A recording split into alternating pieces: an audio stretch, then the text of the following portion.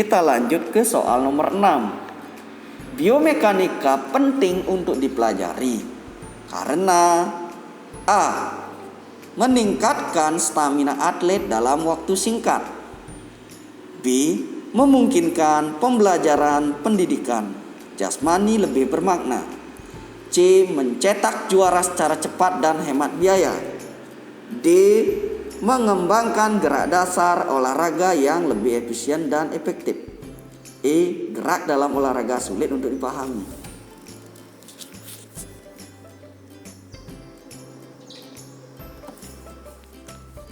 Nah, kita cek jawabannya bersama-sama. Biomekanika penting untuk dipelajari karena opsi D. mengembangkan gerak dasar olahraga yang lebih efisien dan efektif. Pembahasan secara garis besar. Fungsi dan kegunaan biomekanika pada guru pendidikan jasmani maupun pelatih olahraga yakni: yang pertama, memberikan dasar ilmu pengetahuan untuk mengambil keputusan berkenaan dengan keterampilan dan gerak dasar pada olahraga. Yang kedua, sebagai dasar untuk memperoleh jawaban tentang masalah dalam unjuk kerja atau praktek olahraga. Yang ketiga, prinsip serta asasnya dipakai dalam memberikan asesmen dan koreksi terhadap unjuk kerja yang dilakukan oleh peserta didik atau atlet. Yang keempat, mampu dalam mengembangkan gerak dasar olahraga yang lebih efisien dan efektif. Jadi jelas ya, kena yang poin 4. Jadi opsi D, mengembangkan gerak dasar olahraga yang lebih efisien dan efektif. Itulah kenapa biomekanika penting untuk dipelajari. Nah, selanjutnya, soal nomor 7. Di bawah ini adalah organ-organ yang menjadi sistem utama kardiovaskular. A. paru-paru, jantung, pembuluh darah. B. jantung, tulang, otot. C. ligamen, paru-paru, usus kecil. D. pembuluh darah, jantung, persendian. E. darah, jantung, ginjal.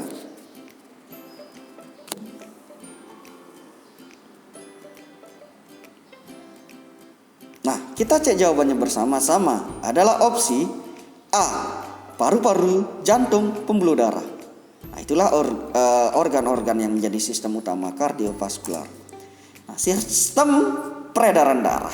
Manusia memiliki 3 komponen penting yang masing-masingnya saling berkaitan. Nah, 3 komponen ini mengatur jalannya pengangkutan dan penerimaan kembali darah ke dan dari seluruh tubuh. Ke seluruh tubuh dan dari seluruh tubuh. Jadi jelas ya. Jadi di sini organ-organ penting itu adalah jantung, darah, pembuluh darah maupun paru-paru.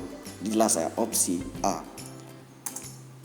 Lanjut soal nomor 8. Cara merangsang kepercayaan diri yang dapat meningkatkan kemampuan belajar gerak anak adalah A.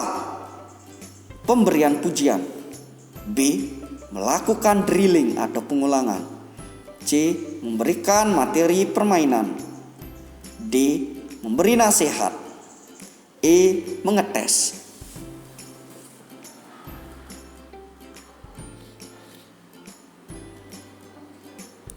Oke, kita cek jawabannya bersama-sama, yaitu cara merangsang kepercayaan diri yang dapat meningkatkan kemampuan belajar gerak anak adalah opsi A.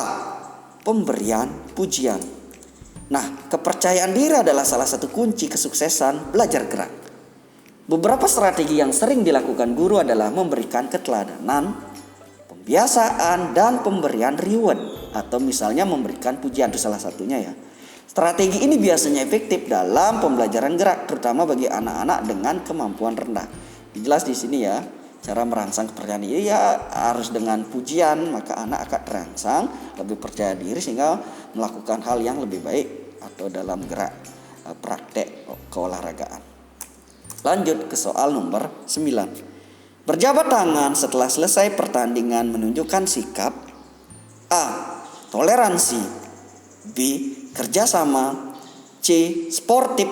D. persahabatan. E. memaafkan.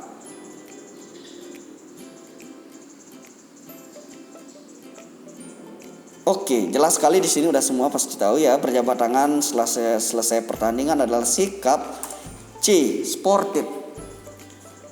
Kita cek pembahasannya. Nah, secara arti kata, sportivitas adalah sikap adil atau jujur terhadap lawan. Nah, sikap bersedia mengakui keunggulan, kekuatan, kebenaran lawan atau kekalahan sendiri, itu baik kelemahan atau kesalahan sendiri. Nah, sikap keolahragawan atau sportivitas adalah nilai etis yang dijunjung sebagai prinsip bidang olahraga bagi setiap atlet, olahragawan, pengadil, dan anggota yang terlibat dalam bidang olahraga untuk mengacu pada perilaku penghormatan, pengakuan, dan toleransi hak-hak sesama insan olahraga yang menciptakan persaingan positif tanpa niat merugikan pihak lain atau tanpa berlaku curang, baik dalam pertandingan ataupun di luar pertandingan. Nah, contoh sikap ini adalah berjabat tangan setelah selesai pertandingan. Kita lanjut ke soal nomor 10. Perbedaan pendapat dalam mengatur strategi akan menumbuhkan kemampuan siswa di bawah ini kecuali A. Pemecahan masalah, B. Menghargai pendapat orang lain, C. Berdebat, D. Toleransi, E. Komunikasi.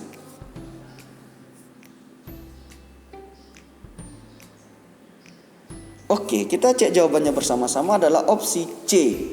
Jadi perbedaan pendapat dalam mengatur strategi menumbuhkan kemampuan siswa itu kecuali berdebat ya. Kecuali berdebat. Nah, untuk pemecahan masalah, menghargai, toleransi, komunikasi itulah salah satu kemampuan siswa apabila terjadi perbedaan pendapat itu dapat dikembangkan. Pemecahan masalahnya, menghargai pendapat antar sesama, toleransi, komunikasi.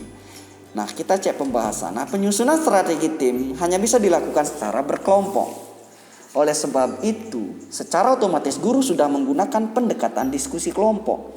Nah, pengertian diskusi kelompok adalah cara yang digunakan dalam proses belajar mengajar untuk menyampaikan materi pembelajaran di mana peserta didik belajar bekerja sama memberikan argumentasi dan ide-ide dalam kelompok-kelompok kecil atau kelompok besar secara kolaboratif dengan struktur kelompok yang heterogen dan memiliki kemampuan yang berbeda-beda. Sehingga peserta didik dapat memanfaatkan teman sejawat peserta didik lain sebagai rekan dalam memecahkan masalah atau mendiskusikan materi-materi yang telah ditentukan kepada kelompok-kelompok tersebut. Nah, dan mereka dapat saling membantu dan menukar pendapat dan ide yang pada akhirnya dapat merangsang peserta didik lebih bergairah dalam belajar. Dan dalam sistem ini guru sebagai fasilitator dan mengarah efektivitas pembelajaran. Nah, jadi guru selain fasilitator, dia juga sebagai pengarah efektivitas pembelajaran. Nah, disinilah pembelajaran efektif seperti pemecahan masalah, menghargai pendapat orang lain, dan toleransi akan terjadi. Nah, itu sisi positifnya ya. Kita lanjut ke soal nomor 11. Aktivitas olahraga di bawah ini sesuai untuk siswa perempuan. A. Kasti, B. Sepak bola, C. Voli, D. Tinju, E. Semua jawaban benar.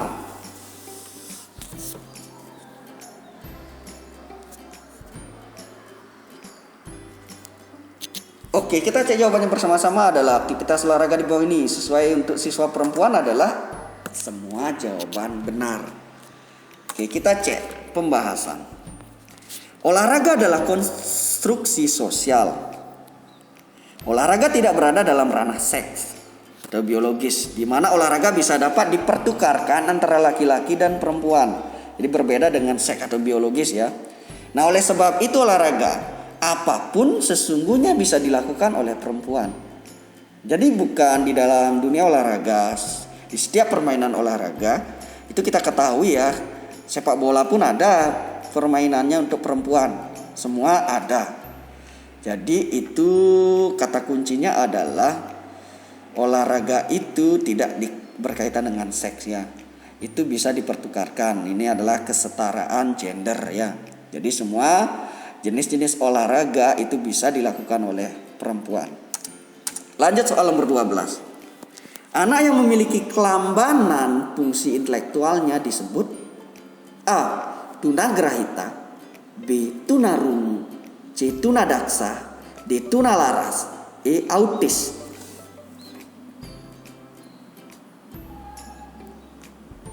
Oke, kita cek jawabannya bersama-sama, yaitu anak yang memiliki kelambanan fungsi intelektualnya adalah tunagrahita. Oke, pembahasan berikutnya dari jenis-jenis hambatan anak berkebutuhan khusus. Ini perlu diingat ya.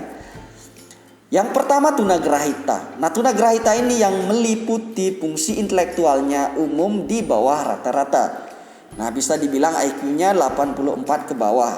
Itu salah satu ciri tunagrahita atau fungsi intelektualnya lamban. Yang kedua tunanetra adalah istilah umum yang digunakan untuk kondisi seseorang yang mengalami gangguan atau hambatan dalam indera penglihatannya. Yang ketiga tunarungu adalah seseorang yang mengalami kekurangan atau kehilangan kemampuan mendengar. Yang keempat tunadaksa, kerusakan atau gangguan fisik dan kesehatan. Yang kelima tunalaras, anak yang mengalami kesukaran dalam menyesuaikan diri dengan lingkungan sosial dan anak yang mengalami gangguan emosi. Nah, jadi jelas di sini ya, yang kelambanan fungsi intelektualnya adalah tunagrahita. Kita lanjut ke soal nomor 13.